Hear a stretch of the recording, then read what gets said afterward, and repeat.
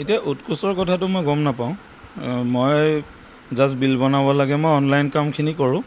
আৰু তেওঁলোকৰ আজি লাষ্ট 2 মাহৰ পৰা তাৰমানে এই এটা হেৰি এটা দিব লাগে, আণ্ডাৰটেকিং এখন দিব লাগে ছাৰে, যে তেওঁলোকৰ ইয়াৰে টিচাৰ এনেকৈ হেৰি এটা দিলে, তেতিয়া তাৰমানে যোৱা 2 মাহৰ পৰা কিবা এটা ষ্টেটৰ ফালৰ পৰা হেৰি এটা আহিছিলে, তাৰমানে তেওঁলোকৰ কনকাৰেঞ্চ কিবা তেনেকুৱা হেৰি এটা, মানে কিবা অৰ্ডাৰ লৈ পেলাই কিবা এটা হেৰি এটা আছিলে, সেইটো মানে ছাৰে চব তেওঁলোকৰ আমাৰ অফিচৰে এমপ্লয়ী এনেকৈ বুলি দি দিলে, তেতিয়া বিলটো ট্ৰেজাৰীৰ পৰা পাছ হৈ যায়।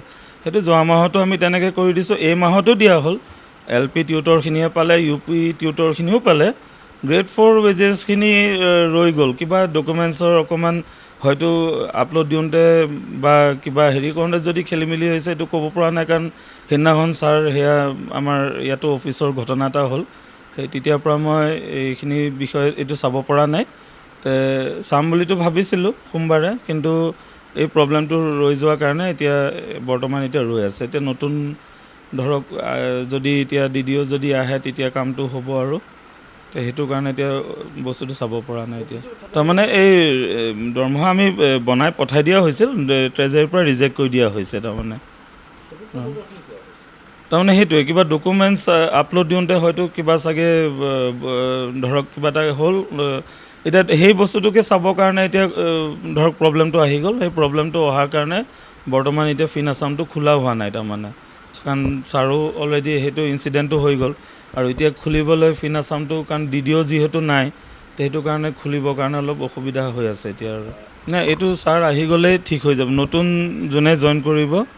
বাৰু এতিয়া কোনে কৰে নাজানো, বা আমাৰ পুৰণা ছাৰে কৰে নে এতিয়া নতুন কোনোবা ছাৰে আহে, অহাৰ লগে লগে সেই প্ৰব্লেমটো ছল্ভ কৰাই দিম। আৰু ট্ৰেজাৰীৰ লগত কথা পাতি কি হৈছে কথা পাতি, আৰু তাৰপিছত এইটো চাই মেটাৰটো চাই ঠিক কৰাই দিম আৰু সোনকালে। এতিয়া সেইটো বিষয়ে মই ইমান ক্লিয়াৰলি ক'ব নোৱাৰিম। এতিয়া তেওঁ খালি গম পাওঁ মানে ইউনিফৰ্মত অকণমান কিবা এটা ছাৰে হেৰি পাইছিলে, পোৱাৰ কাৰণে তেখেতক মাতি, সেইটো এতিয়া কেতিয়াবা ধৰক এতিয়া তেনেকৈ কেতিয়াবা কিছুমান হেৰি থাকিলে, কেতিয়াবা ধৰক টিচাৰক মাতি কেতিয়াবা অকণমান গালি গালাজ কৰা দেখোঁ, নেদেখা নহয়, এইটো নকওঁ নাই দেখা বুলি।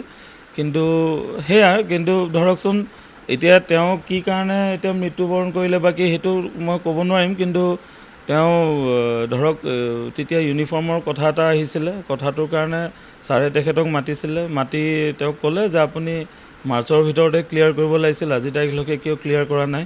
তাৰ কাৰণে তেখেতক চৌকজো কৰিছিলে, এনেকৈ সেই ইমানখিনি জানো, আৰু তাতকৈ হয় ডিপাৰ্টমেণ্টেলি সেইখিনি আৰু।